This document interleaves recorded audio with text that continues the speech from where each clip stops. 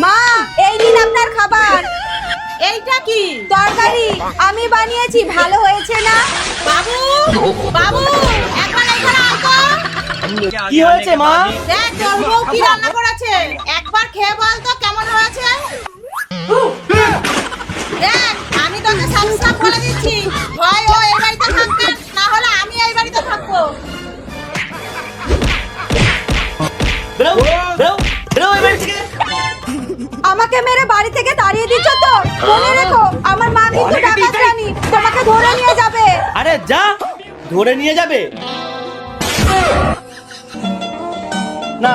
খাবারটা হোটেল থেকে অর্ডার করে দিই, না হলে তো আমার উপোস থাকতে হবে। এই যে সর্দারনি নিয়ে এসছি।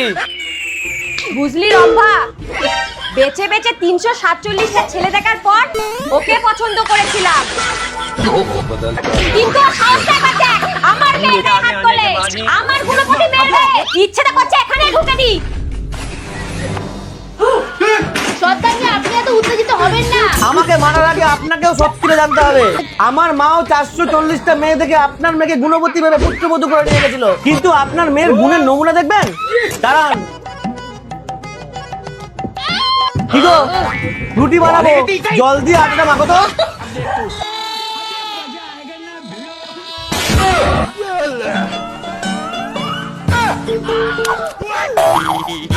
দেখুন, এই হচ্ছে আপনার মেয়ের গুণ। হাত দিয়ে মারবো এক লাঠি, বালতি করে জল নিলে কম পড়ে যায় না? ওই গামলাটা নিলে কি হতো?